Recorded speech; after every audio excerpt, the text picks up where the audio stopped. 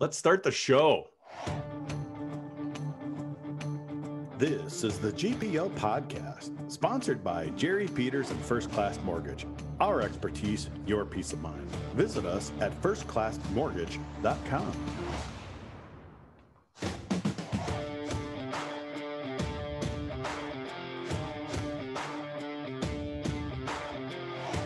Now, here's Jupe and Vigo.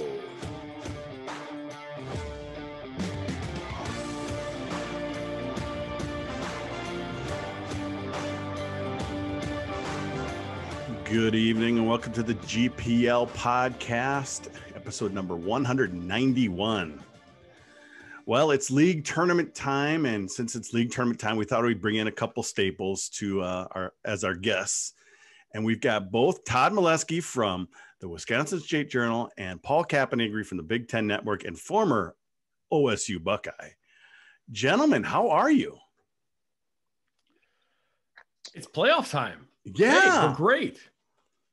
And we're hoping we get further in the playoffs this year than last year. Last year, we didn't get very far. I was mildly chastised by Badger women's coach Mark Johnson for looking too far ahead on a Zoom earlier this week, because he said, hey, we haven't gotten anywhere yet. Like, all right, knock on wood or whatever you want to knock on, but we still gotta ask you about it. And Cappy, we really have to be careful because, we just had Clarkson drop out today. Denver's only bringing 16 players for their tournament. Skaters, I should say. Right. Anything could still happen here, Cappy. I don't want to speak on it. I think Cappy knows something. No, I don't. I just, this has been a busy week and doing a lot of, preparation, which I love. This is great. But yeah, I'm just kind of knocking on wood every night. Let's go.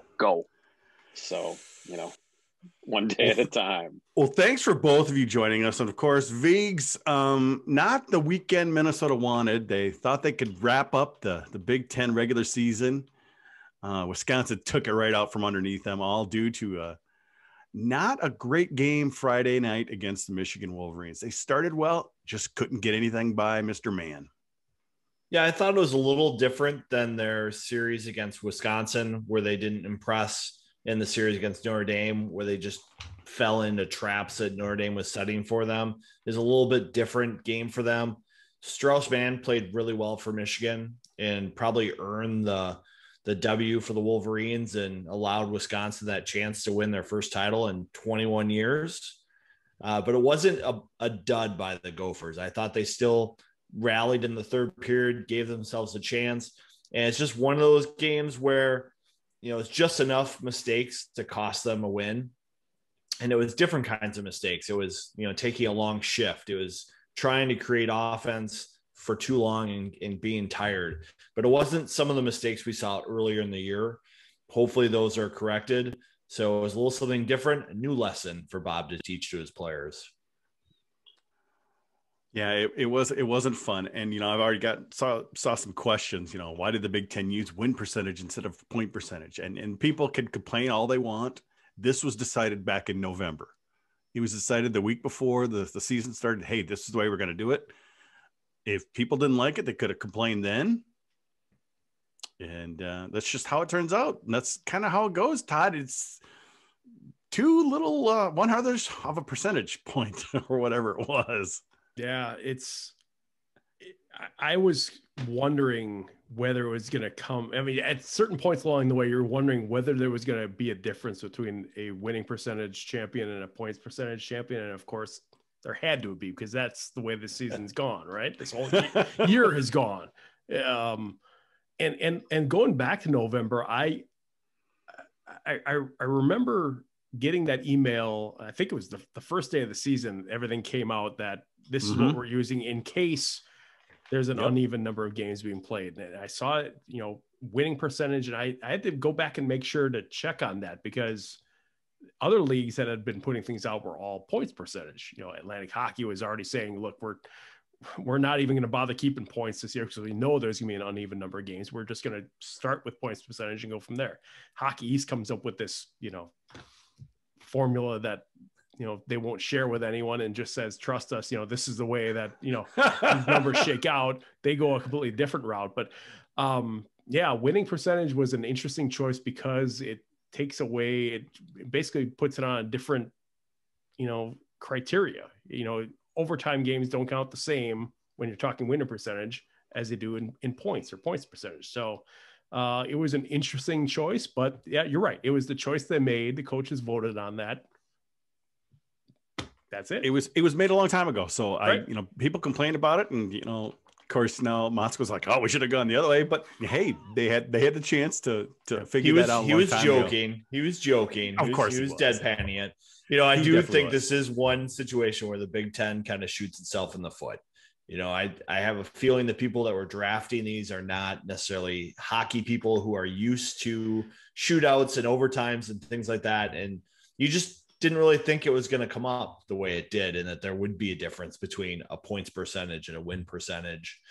And it's just like your fantasy football league. When you've got your rules set, that's just the way you're going to go through the season. If you want to change it for future years, make those plans known early. Now, Minnesota did come back the second game, and Cappy, you and Chris Foster's were calling that game, probably from a closet in Chicago. Closet, actually, ironically, closet in Madison, Wisconsin. Yes, for the second time. We were up there in November for Wisconsin, Penn State for a pair. But they didn't have anywhere in the studio in Chicago, and they didn't, I don't know, protocols right now at University Minnesota didn't want more people than, whatever. They didn't want to bring in people that weren't normally there. So our third option was, the place we had been before, to Rush Media in Madison, Wisconsin, where they pretty much have a setup just kind of like how we have in Chicago. I mean, some, your monitors and all that. And we actually got to be in the same room for this one, which was nice. We wouldn't have had that in Chicago, but they had proper protocols, or they've been doing it enough to now kind of have it set up more. And so, yeah, we were in Madison. We drove up to Madison to do the Gophers Michigan game in Minneapolis. So that, it's par for the course for this season, but hey, it worked out. That is a bit goofy. But the key, at least, Cappy, Minnesota played better. Minnesota played better that Saturday game than they did, even though they had nothing to play for. Right. And well, yeah, I mean, I think they're a mature, older team. They reacted better.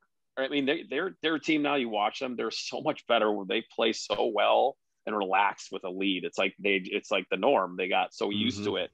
And Friday, you even heard Bob in his comments. He didn't like the way the bench was. When they got down as much. But when Michigan tied it up again in the second period, and you're like, oh, where are we? What's going to happen next? But they power play was full. They just felt like they were in control of the game. At least calling it is Minnesota kind of had control of the game. Got a little dicey there at the end when Becker scored, but I think Minnesota answered nice for a team that didn't really have anything. They're probably going to be a number one seed, most likely in the tournament, the NCAAs. So, I thought it was a sign of a mature team answering the bell. Didn't want to get swept at home for the third time this season. Ooh, that would have been ugly, Viggs, if they would have lost that second game. Yeah, and I didn't see it quite as a meaningless game. I thought there were a lot of things at stake. Okay. There's Jack LaFontaine fighting for national awards. This is an individual award team, but, that means something not only to him, but to his teammates. I think Minnesota was fighting for seeding in the NCAAs. I'm not so sure as Cappy is about Minnesota's position for a number one seed. I think they might be drifting into that 2 seed territory, especially if Wisconsin were to win the conference tournament. And third, I don't think you want Minnesota even going in that lower tier second seed. You'd like to be that higher tier second seed, so you can make the argument to the committee don't send us to Fargo to play North Dakota in a regional. Send us somewhere else to play somebody who's not the number 1 overall seed. And I thought that was important for them. On the flip side, Todd, your Saturday game was a lot more interesting, and it basically Mr. Hobie Baker bailed you out. He was so good again. Well, don't call it me. I mean, I don't play for the team, but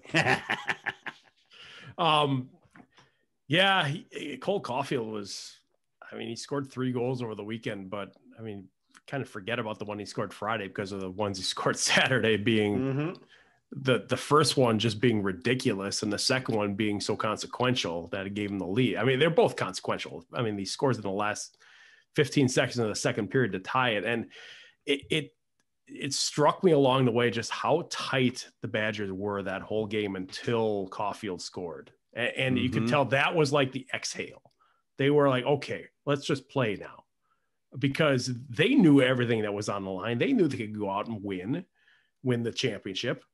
And they all said it afterward. They haven't had a lot of games like that with that kind of meaning in any of these seniors' careers at Wisconsin. I mean, think about these last 4 years. There hasn't been anything along those lines in terms of games with that level of importance. And so it was new for all of them.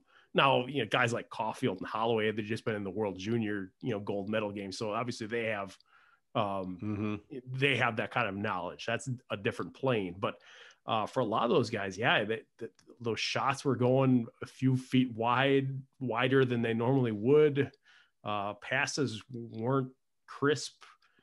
And then Caulfield scores just out of nowhere, really hitting a broken plate. Also, the puck's out right on his stick. Yeah.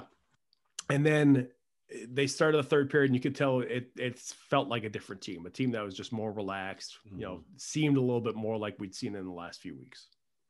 Cappy, do we just give the Hobie to Mr. Caulfield? I mean, I don't know if there's anyone else out there right now. Maybe the Mankato goalie, but I mean, he's had a great year, but he's had that year the last 3, I think. And it's very hard. You don't see them play at all. You don't really get to see that league at all. It's kind of the one, and maybe the ECAC that doesn't get a lot of, but Hockey East is on Nesson all over the place right now. And then NCHC has a lot with CBS and, us with you guys, Fox Sports and Big Ten. You just don't, he almost feel like he's mythological, like he's really good. And, I played for Mike Hastings, and I'm sure Mike Hastings would, talk him up, and I'm sure he's great. I feel like the Richter is kind of taking the goalie, you'd have to like a 10 shutout kind of season, I think, now for a goalie to get the Hobie because of the Mike Richter award to an extent. So I don't know how Cole Caulfield doesn't win it. Tufto at Quinnipiac's got a ton of assists, but man, it's just not as sexy as 25 goals in 28 games. 18 and 15 coming down the stretch, doing what he did, where a lot of people were watching on Saturday, I'm sure. It was a Hobie moment, and he might have more coming up, but that was a Hobie moment Saturday for sure. Todd, are you a voter for that? Not this year. No, not this year. A few years back, but no. The reason I ask is that, I'm just kind of curious when the vote would be due. Is it due like after tournaments or after, I should say after like league tournaments, or how does that work? They do it the week after the regionals. Unless it's changed this year. Yeah. It's always been the final vote. That Tuesday, I think, is the vote. They do a call with everyone that's on the committee, and then you vote after that.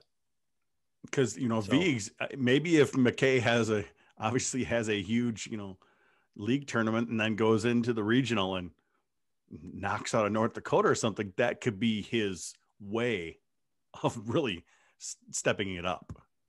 I think it's going to be really tough to give it to anybody other than Caulfield. I mean, we talk about this with all major awards. If you want a shot at those awards, you either need to have like back-to-back Hobie type worthy seasons in a row and elevate your program to that Power 5 type status. Like a Heisman winner coming from a group of 5 team would need to have back-to-back years, putting their team into New Year's Day bowls.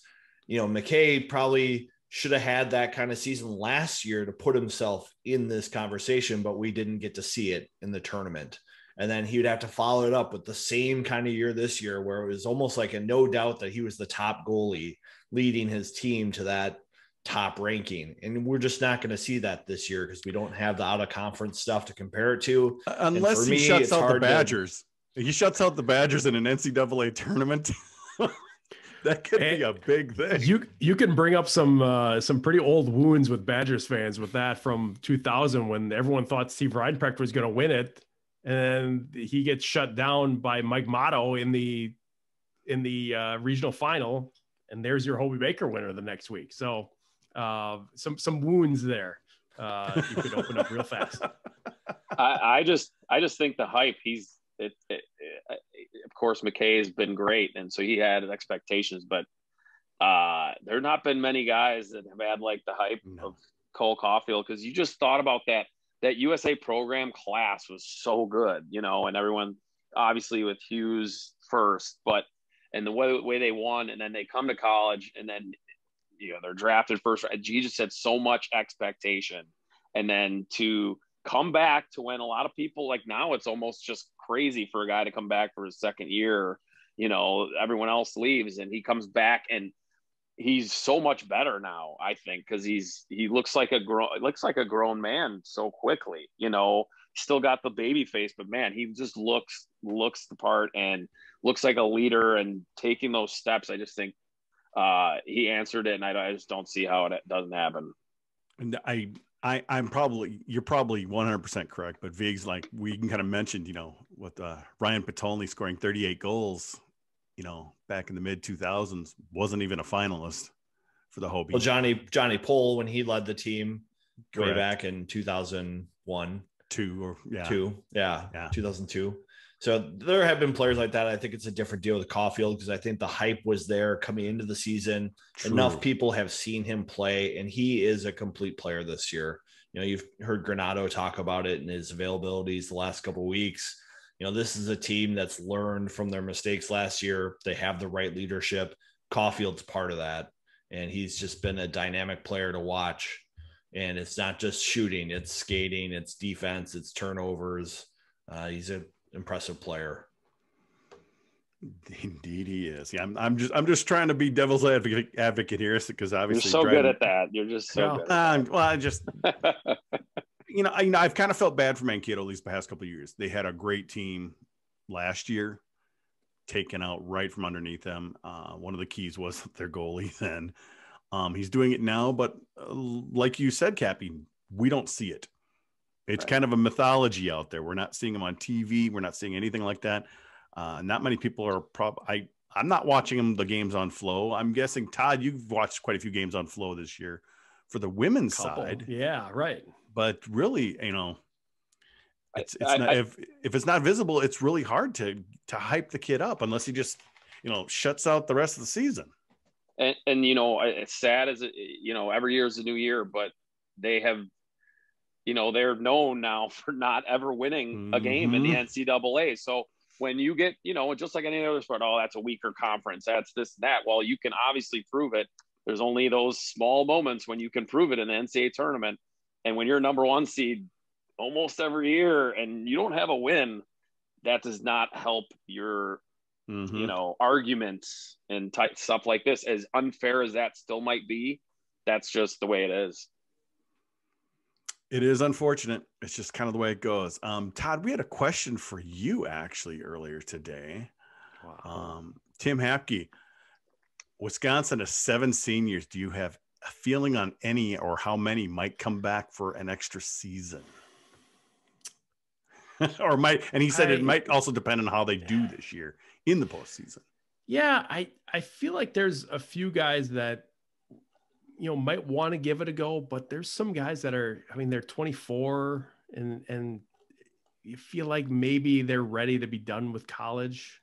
I I think of Ty Pelton Bice, him being one of the older guys, and he didn't say it, but I kind of felt like he was leaning towards, yeah, this is probably it for me. Not a lot of them are guys that are going to have, real obvious pro. I mean, there's some drafted guys in there, but there aren't a whole lot of obvious pro looks for them. Mm-hmm. So maybe that does give them more of an opportunity to say, yeah, if there's a spot for me, I'll come back.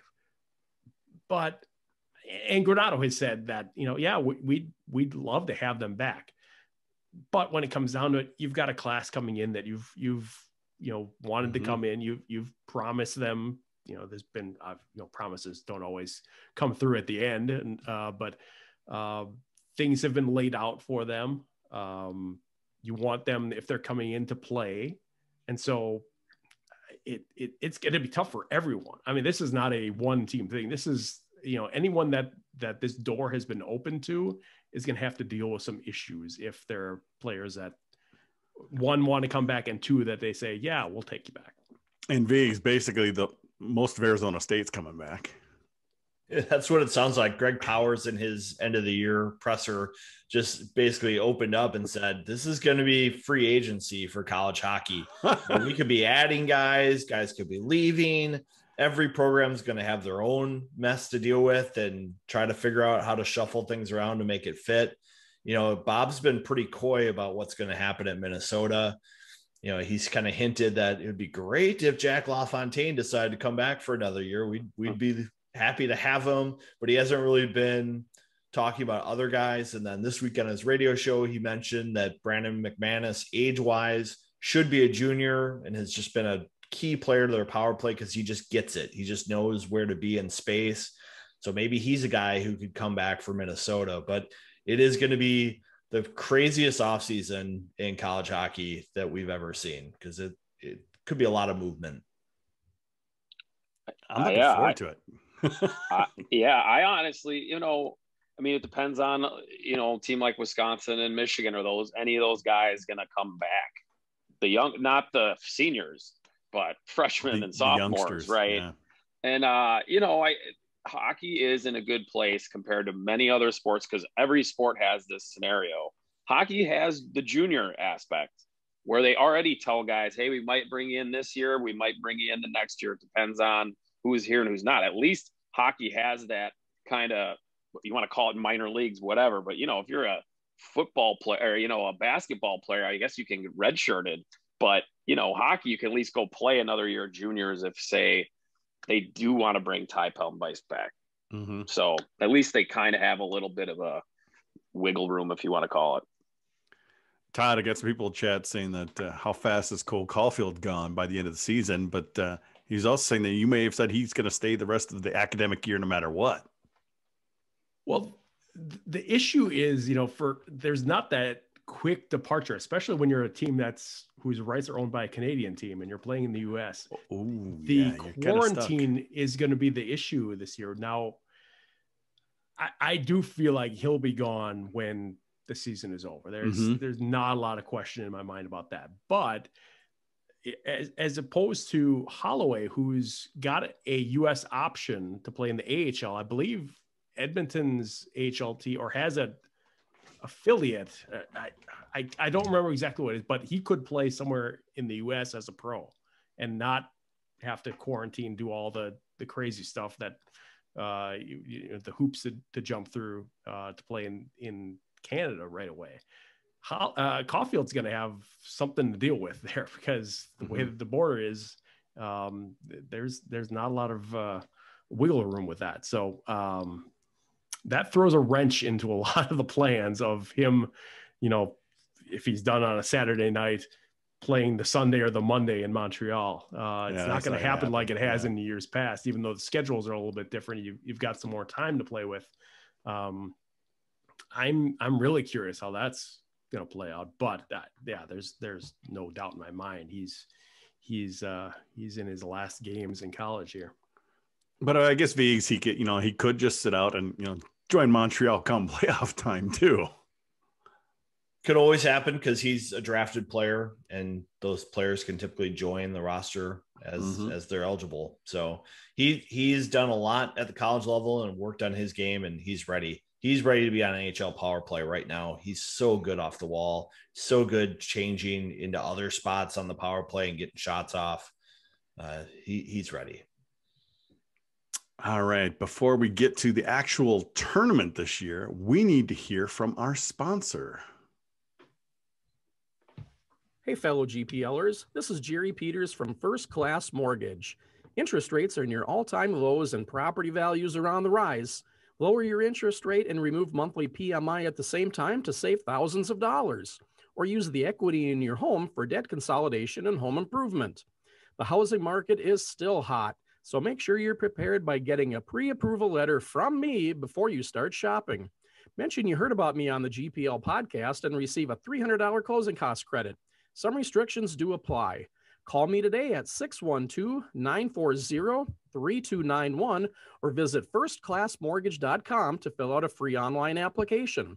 My NMLS number is 480200. First Class Mortgages is 322842.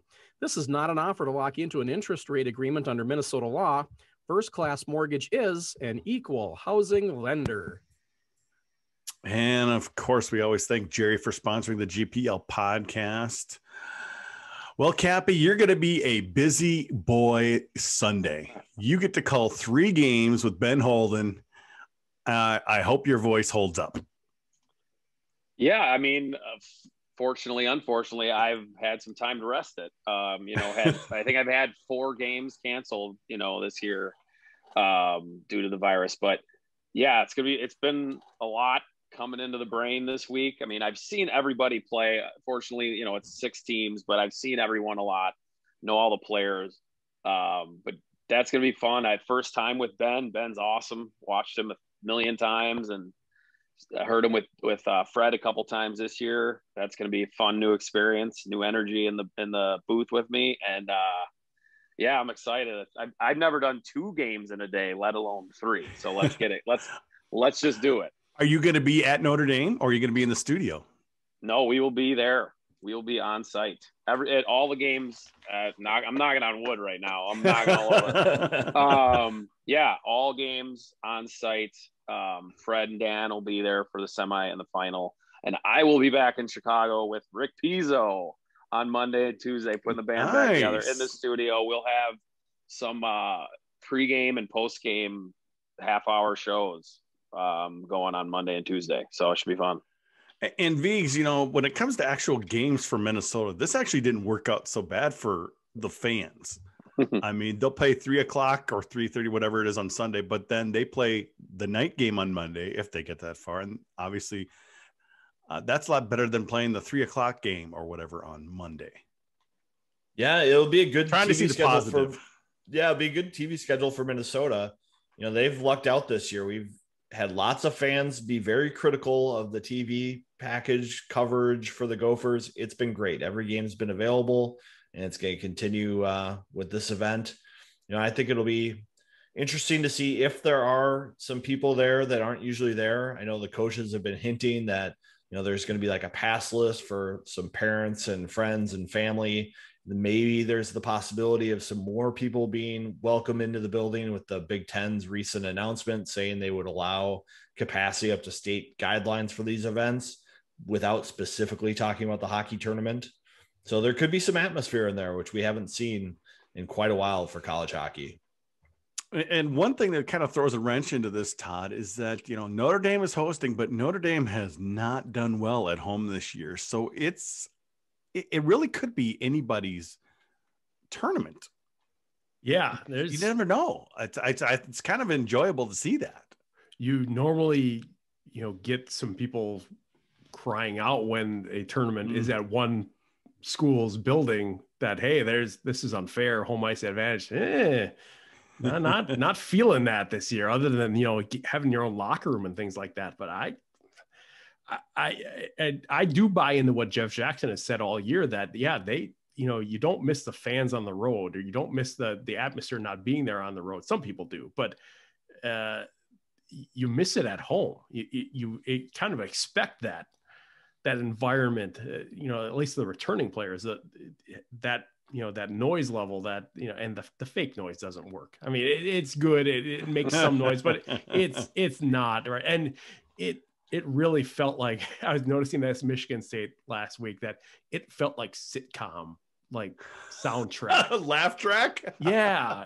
Because you get they do the reactions, when somebody a goalie makes a save, there's a hit on the boards, there's a reaction that they play, but it's like a half a second too late. And so it's almost comical the way it's done, but that's getting off track. Yeah. Us get off track. We always get off track in the show. It's great. Right. But no, I'm not expecting that home ice advantage to mean anything this weekend, next week.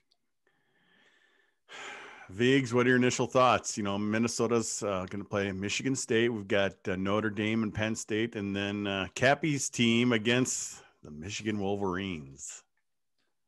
I mean, I think we've got 3 pretty good games based on the way the season's gone. You've heard all the coaches pump the tires of Michigan State this week, saying if they were in a different conference, their record would be different. If they had the opportunity to play out of conference games, you wouldn't look at them the way you look at them after going through the Big Ten, where I think they're 1-9 in their last 5 weekends. And it's just been a tough stretch for them.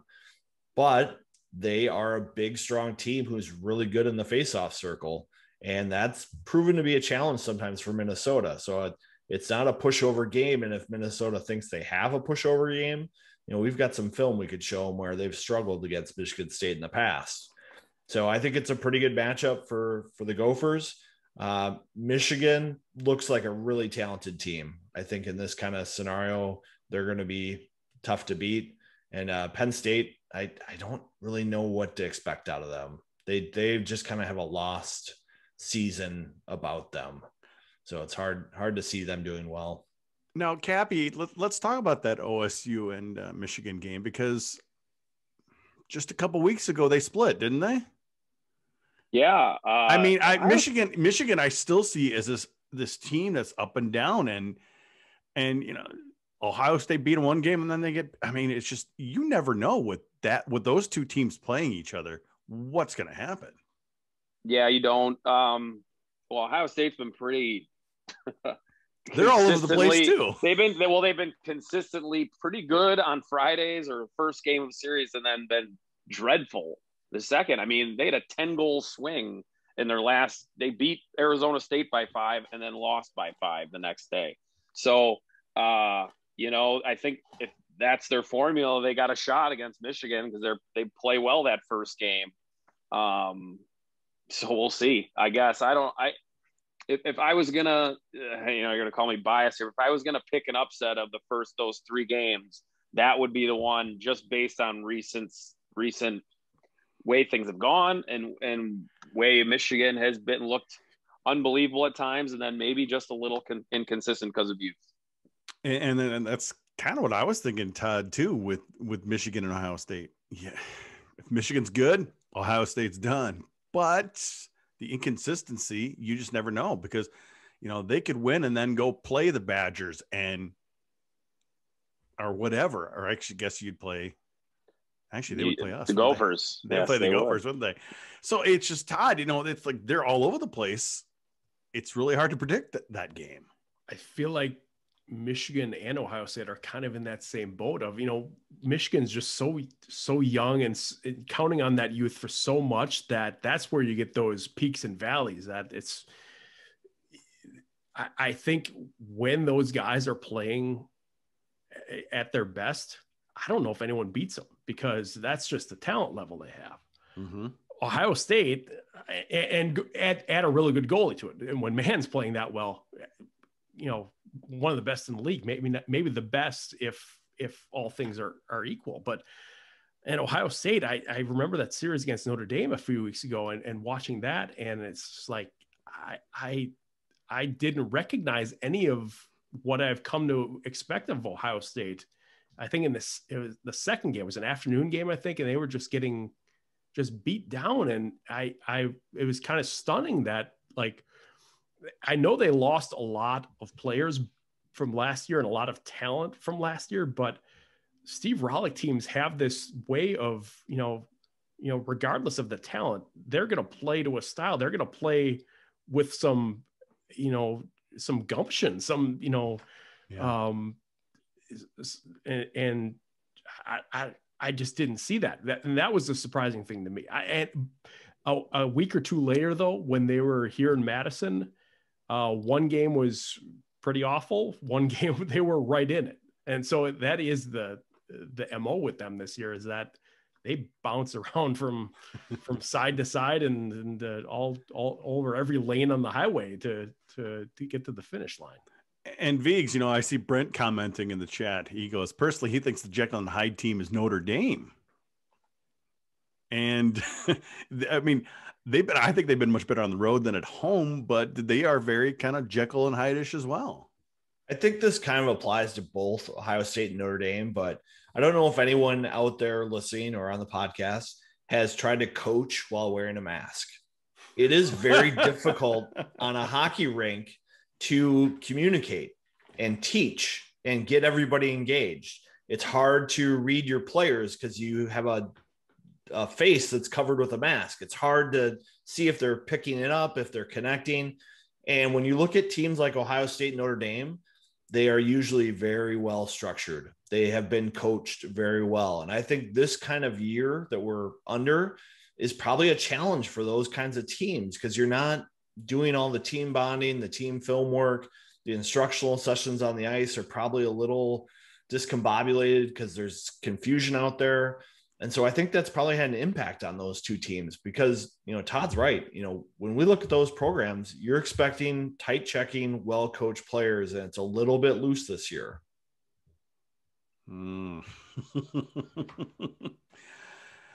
Well, personally, I think if Minnesota and Wisconsin does get to the final, there's your number one seed, whoever wins the game. Don't you agree? And they'll avoid going to Grand Forks, because I'm guessing the other team may end up going to Grand Forks, because, Fargo. I see. I'm sorry. Feels like Grand Forks. It does. It does. My mistake. Yes, Fargo. Because I do see Minnesota State and North Dakota probably winning their leagues. And then we're going to have that scenario, Cappy, where we're going to have three Western teams with number one seeds, and somebody's going to have to go East. Yeah, and I don't think that's a bad thing this year. No, honestly, the seeding thing, man. I don't know. This year is going to be. There's not that big drop down. Mm-hmm. Like 16 could be Notre Dame, or 15. There could be, if I think Notre Dame needs to win minimum one, probably two, get to the championship game at least. I think they get to the championship, they got a really good shot at getting in. But then where's Michigan? You get Michigan in as a 3 or maybe a 4. Maybe they're playing North Dakota. Who knows how these guys are. Michigan's a tricky one, because in the poll, they're in the top 7, top 8, and they've stayed there. Even when they've lost games, everyone has voted them and kept them up there. Yet in the pairwise, they're like 20, So I could see that, there's some imbalances. Duluth, St. Cloud are higher in the pairwise. So where are they going to get seeded? And where, you know what I mean? Like, they could be 4 seeds, and are they 4 seed? You know what I mean? It's a strange year. It's par for the course, and there's just a lot of questions about it. And Viggs, we really still don't know what's going to happen with COVID. We just had a kind of bubble team, Clarkson, gone. Anything could happen. You get somebody like a Denver now coming in with 16 skaters. CC's had problems in the past. It's literally going to be, you could have a team win a tournament, and then all of a sudden they have COVID, and all of a sudden they're gone. So there's just so much up in the air, Viggs. Yeah, I think Clarkson calling it a season makes things maybe a little bit easier for some of this bubble watching going on, because, with only 4 teams in that league, if they got 2 bids, that would have been complicated for everything else. Now with them out, now you're probably looking at, how many teams can the WCHA can get in.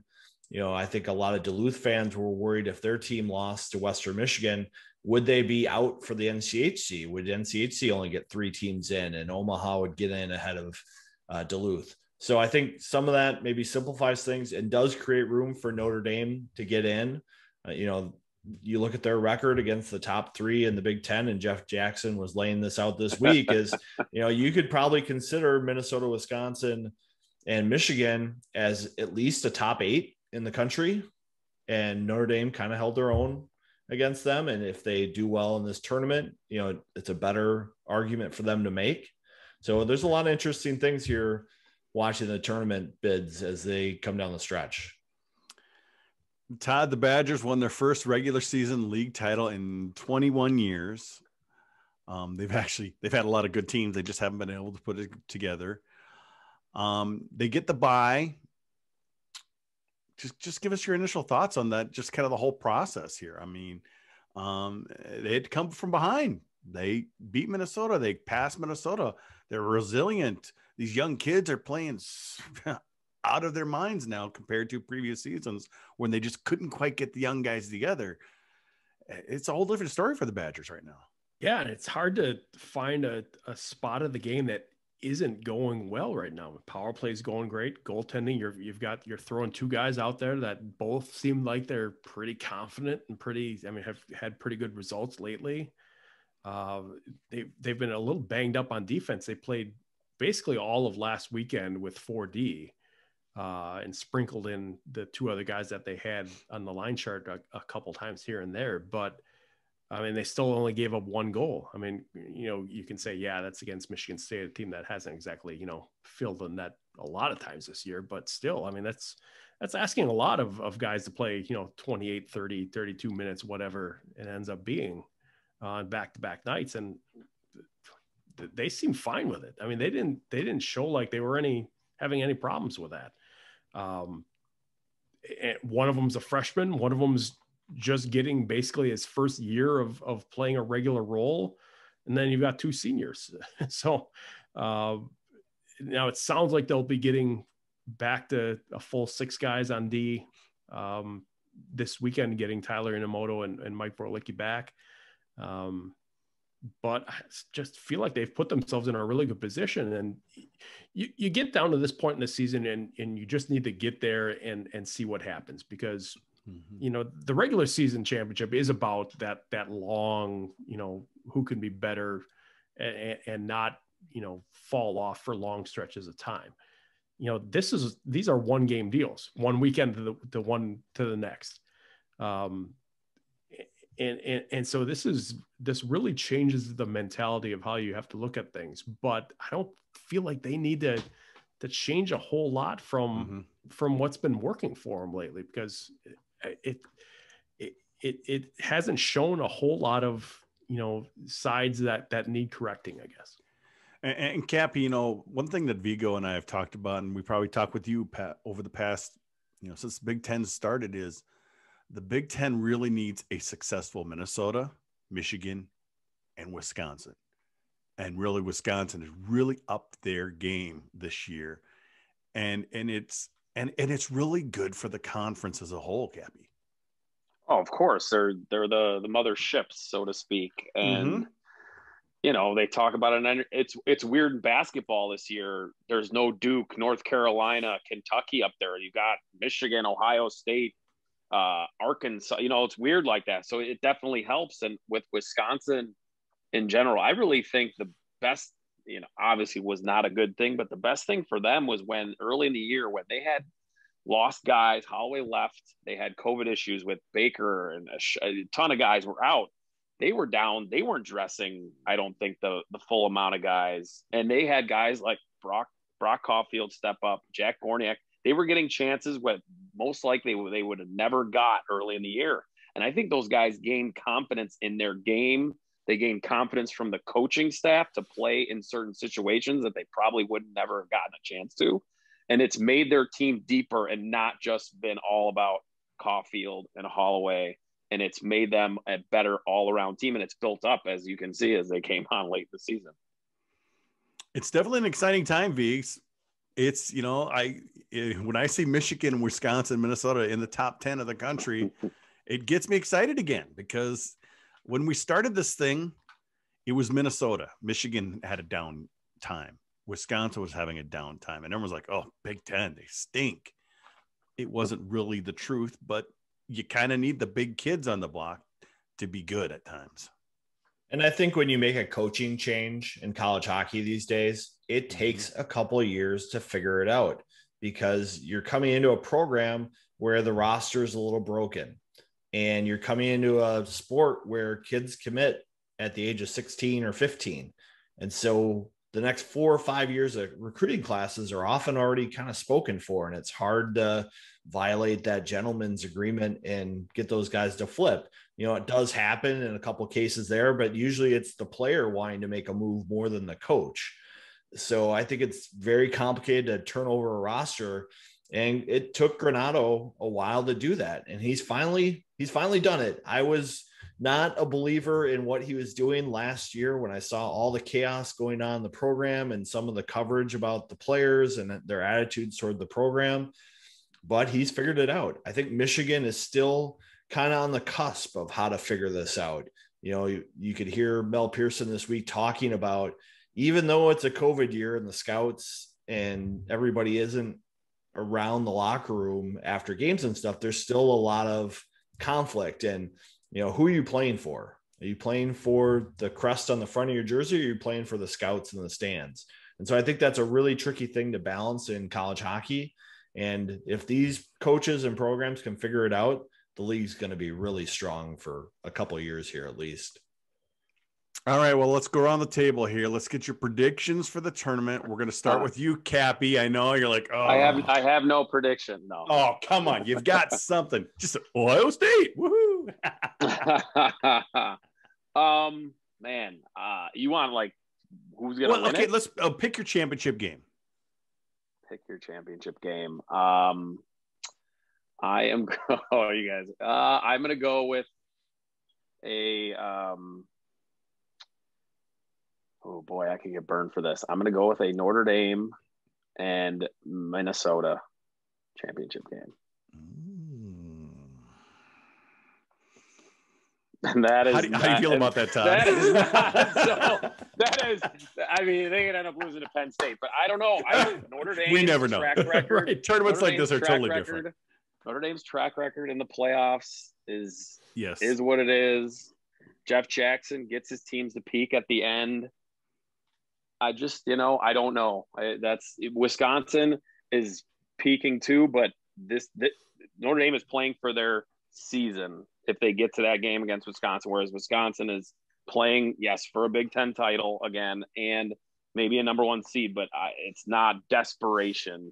And I just think Jeff Jackson has that knack sometimes. We've seen that with a couple of Minnesota teams in the past where they'll have won the regular season. They get to the conference tournament and they're playing against somebody hungry. They fall behind and they just kind of pack it in. That's been a recipe that happens in these conference tournaments a lot. I think Cappy's right where Notre Dame's a dangerous team this weekend. All right, Todd, let's get your rebuttal. Well, I can't rebut that. That's a good argument. I mean, I don't see anything wrong with that, but I am going to say just because of, I've been waiting to cover this game for, well, I haven't been working for this long, but 31 years since the Gophers and Badgers last played for a championship. Think about 31 years since they played for a trophy. And that's, I thought it was going to happen in 2017, but the Penn State beat the Gophers in the semis and in overtime, right? They won overtime games back to back. Yeah, something like that. Yeah. Mm-hmm. I can't, but maybe this is the year. I don't know. That's what I'm thinking anyway. What do you think, Viggs? I've laid out a lot of potential arguments about how this weekend could go, but I do think it is going to be a Wisconsin-Minnesota final. I think it's going to go by chalk. I think these are two elite programs this year who have a lot of depth, especially down the middle. Wisconsin, now that they have their centers back humming, they are tough to play against. Minnesota, they've got 5 centers who can play down the middle. If they could get Walker going, Minnesota would be, I think, talent-wise equal to Wisconsin and Michigan, but he seems to be stuck in a rut. And so I think that's holding the team back a little bit. And what Bob has done on the power play is maybe relieve some of the pressure on him to produce offensively, by moving Reedy that half wall and freeing up Walker to be kind of more in space in the power play and be more of a breakout guy. Maybe that relieves some of the pressure on him and he starts to produce a little bit. But I do think it's going to be a Minnesota-Wisconsin final.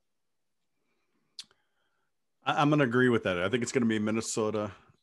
Ooh, Wisconsin just final. put my little green box. It's not the same as everyone else here. I should have went last, and then I would have been like, okay, you guys all pick the same, so I'm going to pick. But this.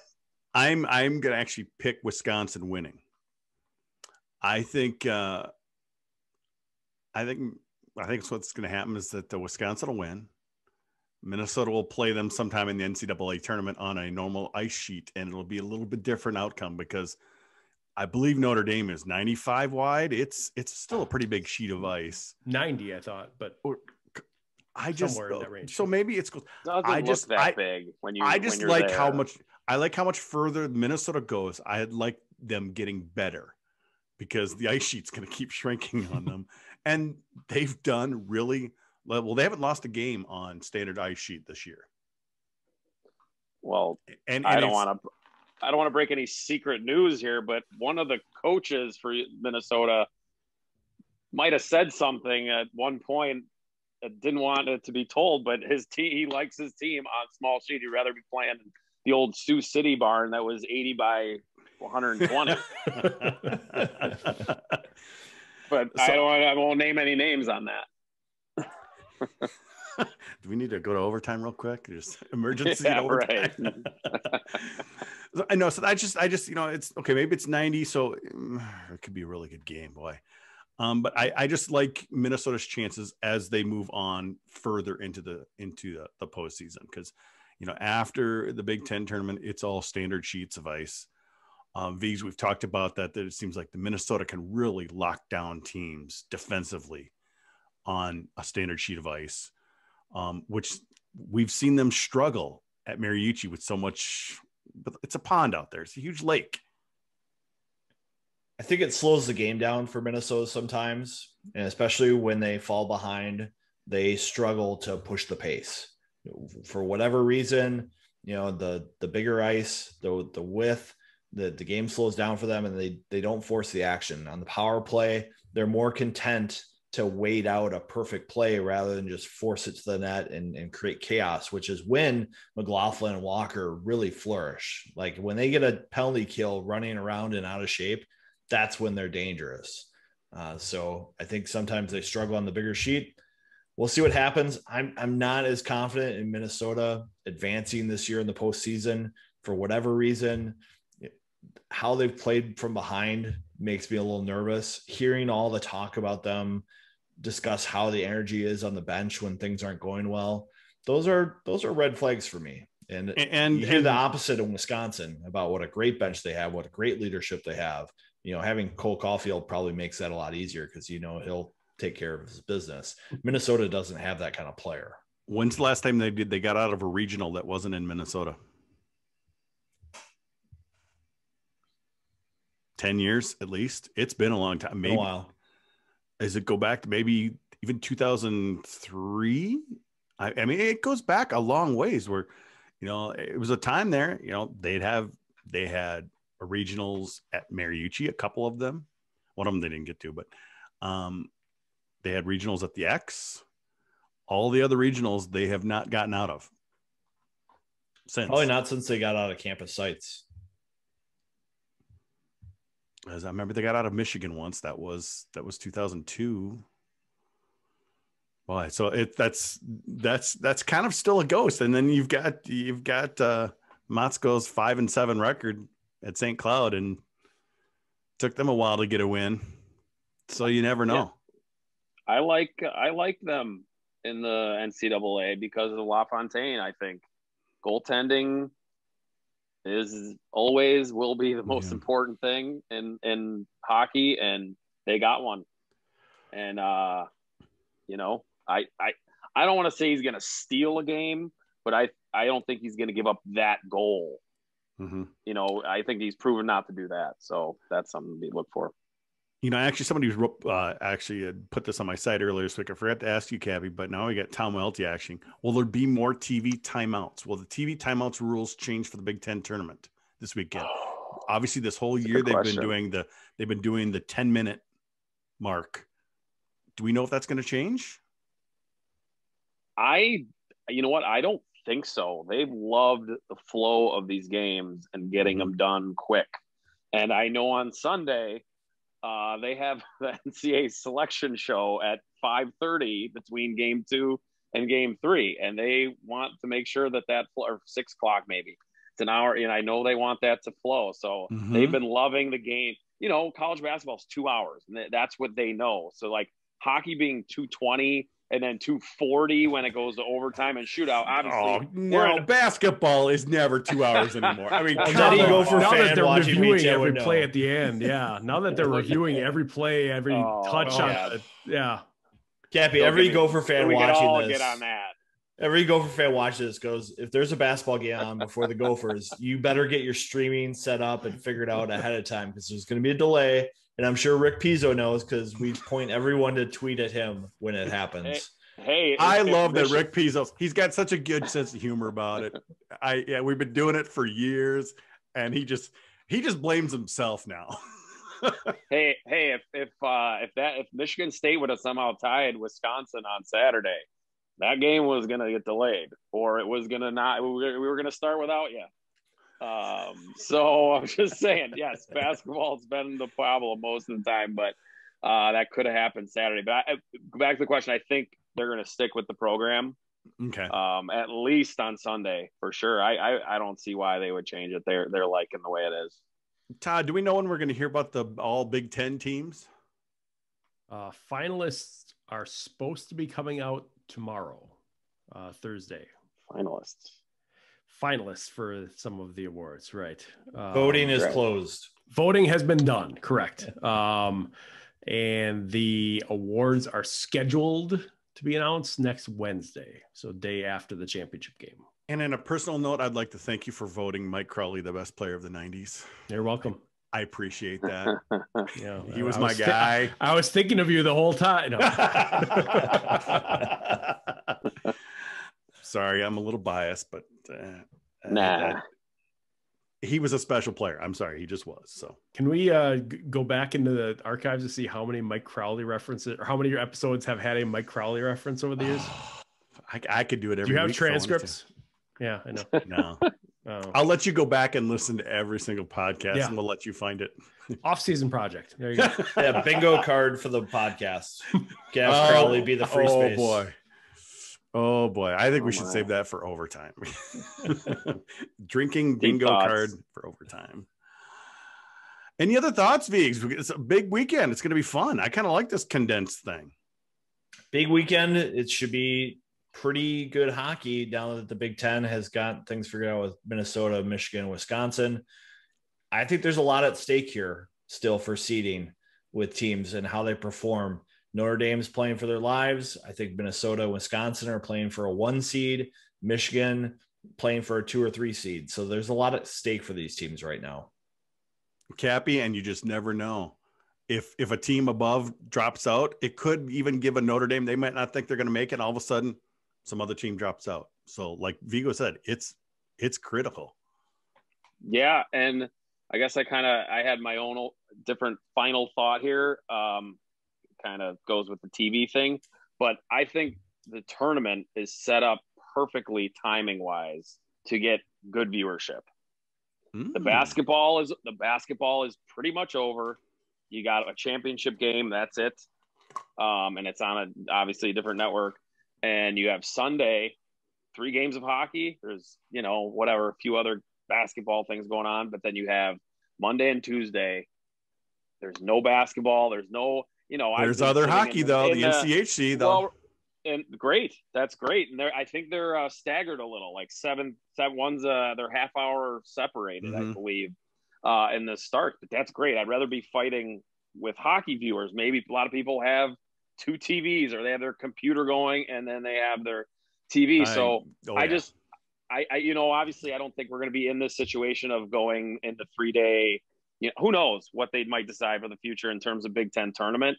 But in terms of dates, if they were going to do it this way in the future, these are the dates to do it. And attendance, I don't know if that's going to, obviously there's nothing with that this year, but I just think having that Sunday, Monday, Tuesday of this time, because I've been in that room at the studios and then the network, and it's all about basketball. And that's just, it's NCAA March Madness. That's what it is. But that's what you're going up against that next weekend. So I just think timing wise of putting it on this Sunday, Monday, Tuesday is as good as you can do right now.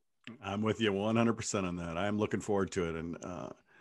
And Todd, you'll be able to just sit back and relax on Sunday and just watch some hockey, won't you? The plan. Hopefully we'll be doing it in person. I'm planning on going. So I mean, if you're there, that's even better, man. Yeah, that's the plan. I mean, I haven't had just have to recognize you through your mask.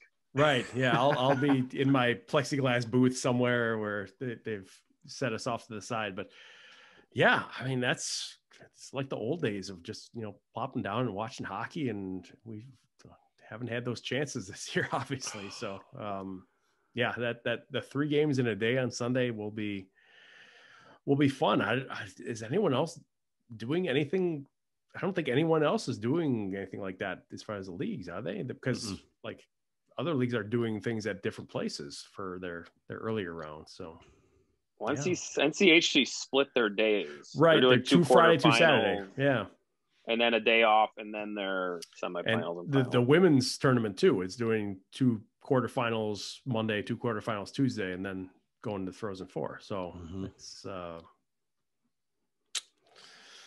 going to be fun. Guys. It's going to be fun. Let's hope we don't get any, fog issues or anything like that. Oh, delaying things and zip it. South Bend. I don't think I don't have to go to worry about that at Compton. That's for sure. No. Well, that's going to do it for this GPL podcast. Of course, we thank Todd and Paul for joining us this week. We'll be taking the week off. We won't be back next week because we figured let's just wait until we hear what's going on with the NCAA tournament first. But we'll be back and recap the Big Ten tournament and hopefully preview the NCAA tournament. For those of you watching live, stay tuned for some overtime. For the rest of you, we'll be back in 2 weeks. Thanks for listening.